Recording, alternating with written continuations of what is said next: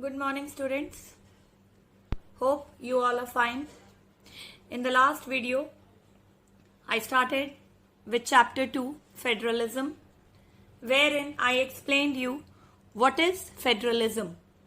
Then I explained you about the key features of federalism and the difference between coming together and holding together federation.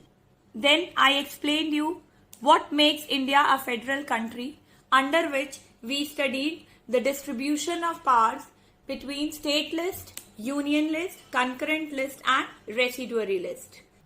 The next topic that I explained was how is federalism practiced, under which we studied about linguistic states, language policy and center-state relations. Today I'll start with the new topic and the last topic of the chapter, decentralization in India. Before I start with the actual text, I'll just give you an idea about what is decentralization and how is this practiced in India.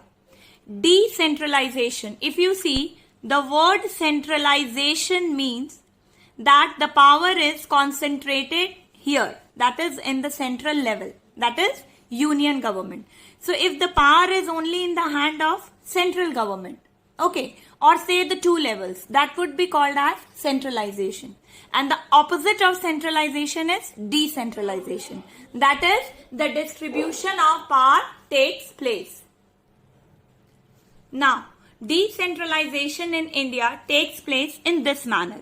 If you can see, these are the three levels of government.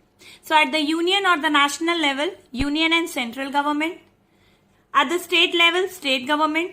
And here, that is at the village level, that is local self-government.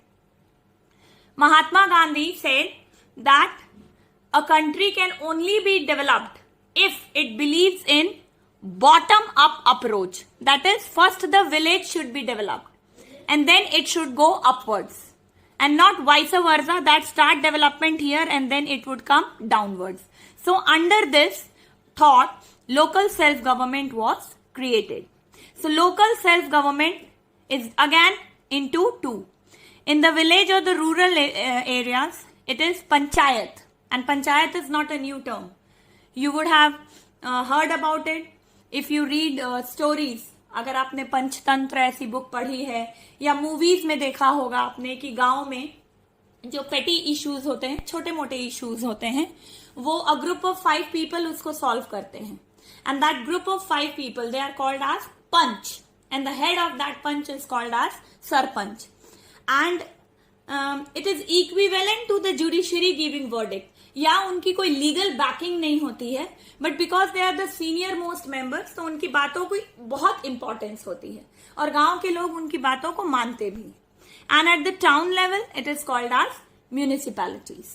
Okay, so I hope I am clear up till here. Decentralization का मतलब होता है कि central government अपने powers को distribute करती है, because it is not possible कि यूनियन या सेंट्रल गवर्नमेंट अकेले ही इतनी बड़ी कंट्री के इश्यूज को सॉल्व कर पाए. Some states in India are as large as independent countries of Europe. India has a good number of population. तो इन टर्म्स ऑफ पॉपुलेशन अगर आप देखें तो Uttar Pradesh is bigger than Russia, Maharashtra is about as big as Germany, and many of the states in our country are very much diverse. Diverse means variety बहुत ज्यादा है. Heterogeneous हैं. People, they are not same. Caste, religion, class, ये differences बहुत ज्यादा exist करती हैं. So there is need for power sharing. Federal power sharing इसलिए जरूरी है ताकि स्टेट्स को भी ऑटोनॉमी मिले या फ्रीडम मिले.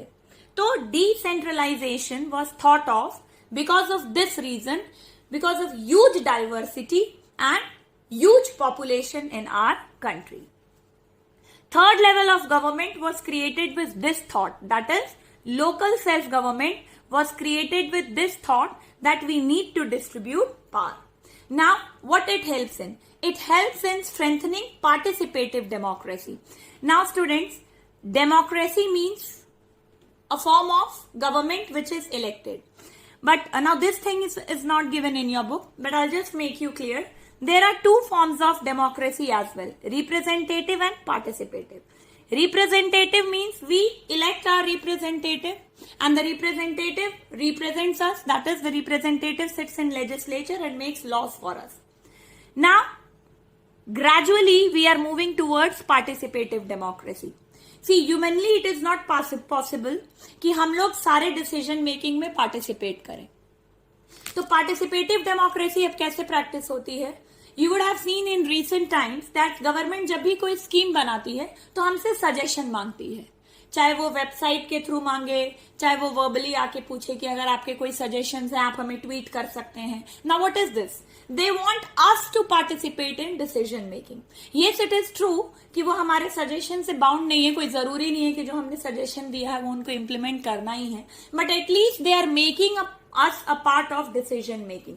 So that is called as participative democracy. So yes, we can say that India was a representative democracy and now it is moving towards participative democracy. Now, this third level of government came into existence with 73rd Constitutional Amendment Act. This information is not given in your book. The year is mentioned. Amendment, to amend means to change. तो जब भी कोई change लाना होता है constitution में, एक bill introduce होता है, बिल दोनों हाउसेस से पास होता है. मैंने आपको ये भी बताया था कि अगर वो फेडरल स्ट्रक्चर को हिट करेगा तो 50% ऑफ स्टेट से हमें कंसेंट लेना पड़ता है. The same thing happened over here. इस अमेंडमेंट बिल को लोकसभा राज्यसभा से पास हुआ, फिर 50% स्टेट से कंसेंट मिला, क्योंकि ये Panchayati Raj institution state level के विलेजेस में काम करेगा. This act added a new part to the constitution of India. तो ये जो लोकल सेल्फ गवर्नमेंट है, that is distinctly a separate part, that is part 9. What happened through this act? This act gives a constitutional status to PRIs. Constitutional status means there are certain things which are mandatory.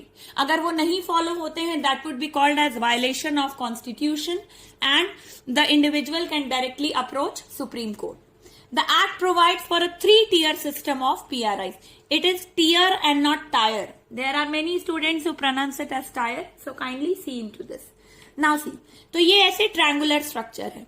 सबसे bottom level पे ग्राम पंचायत है, intermediate level पे पंचायत समिति है और सबसे top most level पे जिला परिषद. डिस्ट्रिक्ट इज कॉल्ड एज जिला. सो इसीलिए इसको क्या बोलते हैं? 3-tier system of PRIs. Now if you see over here, gram sabha elects ग्राम पंचायत. अब ग्राम सभा क्या है? एक विलेज में जितने भी एलिजिबल वोटर्स होते हैं, and I hope you all remember, voting या वोटिंग एलिजिबिलिटी का एक ही क्राइटेरियन है, and that is your age, 18 and above. तो irrespective of your class, your caste, your gender, in India we practice universal adult franchise. Okay, that is only age matters. उसके अलावा कुछ भी matter नहीं करता है. Anyone who is 18 and above can vote. तो ग्राम सभा का मतलब होता है कि एक विलेज में जितने भी एलिजिबल वोटर्स हैं वो बन जाते हैं ग्राम सभा. उनकी ग्रुप को बोलते हैं ग्राम सभा. ग्राम सभा इलेक्ट करती है ग्राम पंचायत को और ग्राम पंचायत का जो हेड होता है वो बन जाता है sarpanch. Now either a village और 1, 2 और 3 विलेज कैन हैव अ ग्राम सभा. वो डिपेंड करता है पॉपुलेशन पे. अगर पॉपुलेशन कम है विलेज की तो 1 या 2 विलेज भी ग्राम सभा मिलके उनके सारे जो एलिजिबल वोटर्स होंगे वो ग्राम सभा होंगे और वो इलेक्ट करेंगे ग्राम पंचायत को. अब काफी सारे विलेजेस जब मिल जाएंगे, ब्लॉक आपने सुना होगा, BDO नाम सुना होगा, ब्लॉक डेवलपमेंट ऑफिसर. तो इस लेवल पे जो एग्जीक्यूटिव हेड होता है, जो इलेक्ट होंगे वो तो पॉलिटिकल हेड होंगे, लेकिन जो एग्जीक्यूटिव हेड होता है BDO वो इस लेवल पे काम करता है. अब कई सारे विलेजेस मिलके एक ब्लॉक बनाते हैं. नाउ दैट इज, वहां पे जो लेवल होगा, इंटरमीडिएट लेवल बोलते हैं इसको, that is called as panchayat samiti. और कई सारे ब्लॉक मिलके क्या बनाते हैं? एक डिस्ट्रिक्ट बनाते हैं. और यहां पे जो लेवल होता है that is called as zila parishad. Now try to understand this.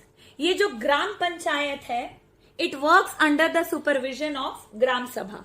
तो ग्राम सभा इनको इलेक्ट भी करती है और ग्राम सभा इनको मॉनिटर भी करती है।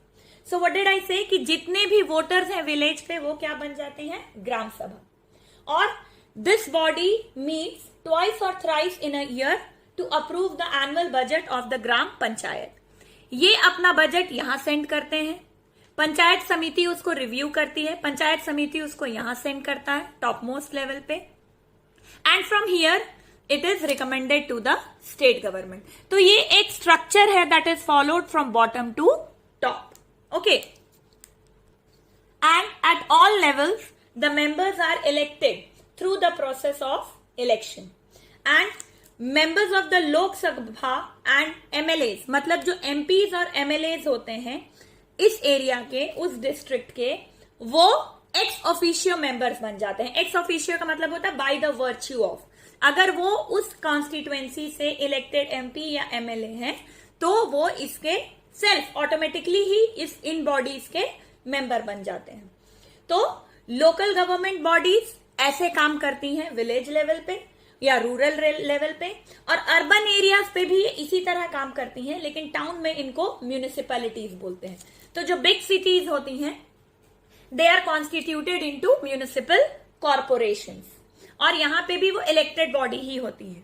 और जो म्यूनिसिपल चेयरपर्सन होता है वो म्यूनिसिपैलिटी का पॉलिटिकल हेड होता है, और म्यूनिसिपल कॉर्पोरेशन में ऐसे ऑफिसर को मेयर बोलते हैं। हमारे यहां भी एक मेयर है, do you all remember her name?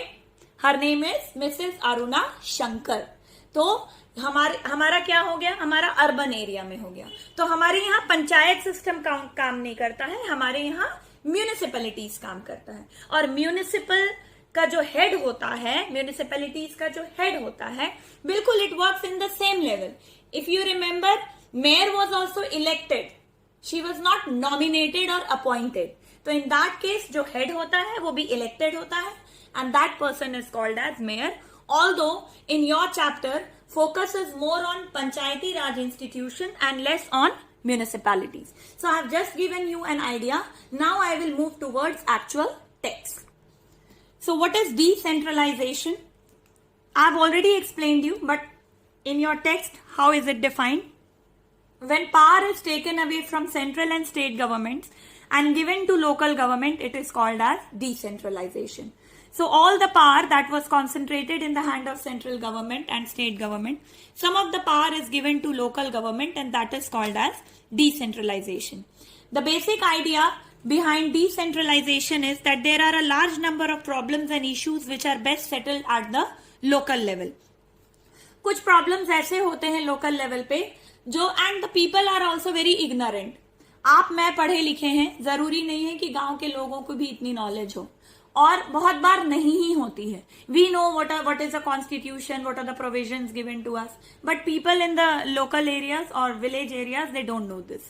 So in that case, it is not possible for them to fight for their rights. तो कुछ ऐसे भी लोग होते हैं जो उनको बेटर आइडियाज होती हैं विलेज लेवल पे, और कुछ ऐसे भी लोग होते हैं जिनको बिल्कुल आइडिया नहीं होता। तो अगर कोई रिप्रेजेंटेटिव उसी लेवल पे इलेक्टेड रहेगा तो वो एक्सेसिबल होगा।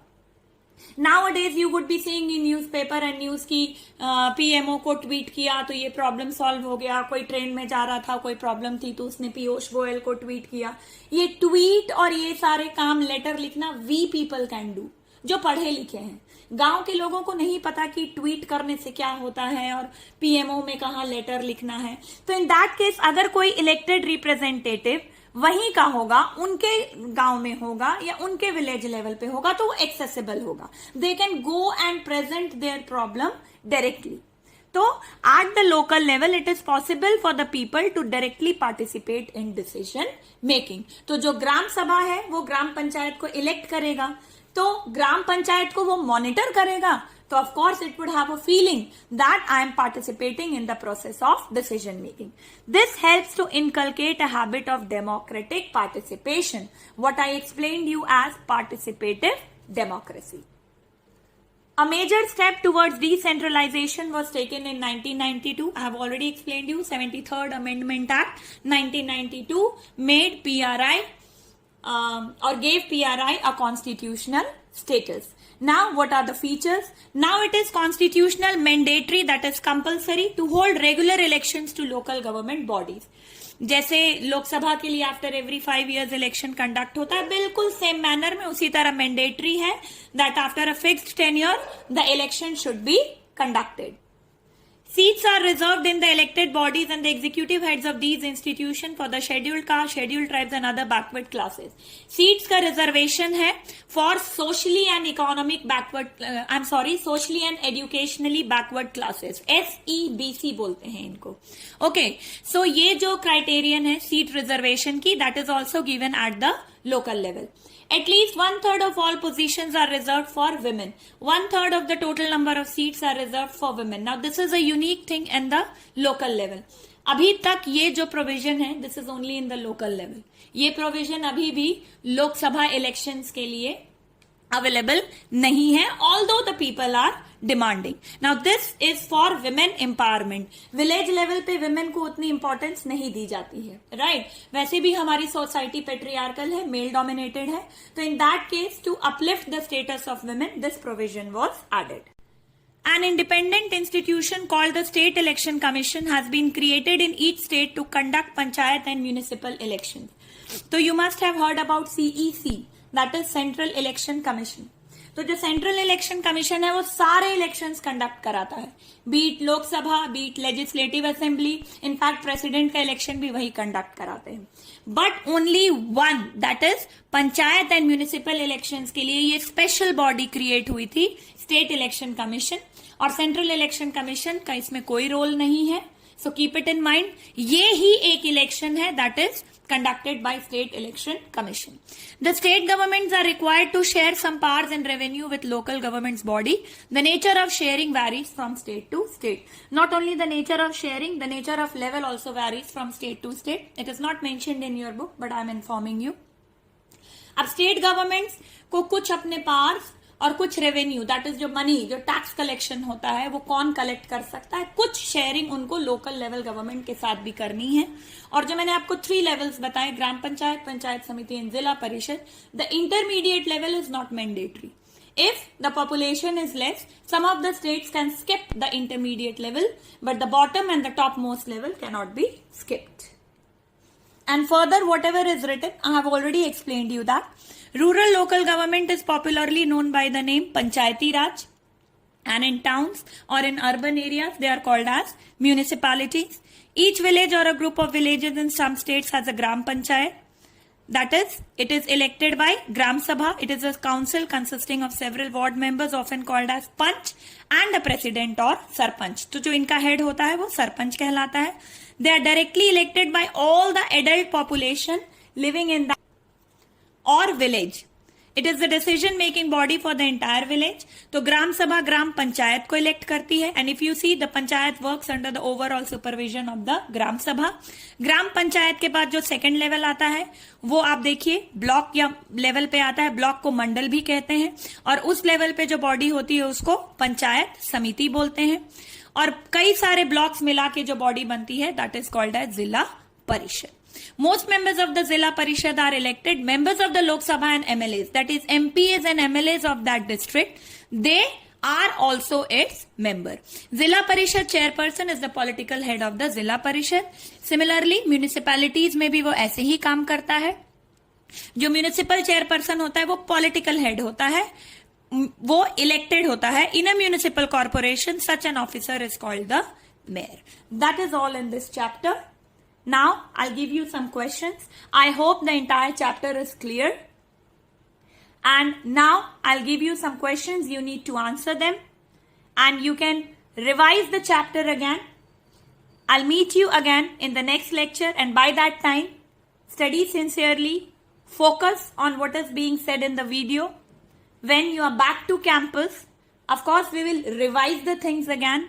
But by that time, you need to be clear with the concepts.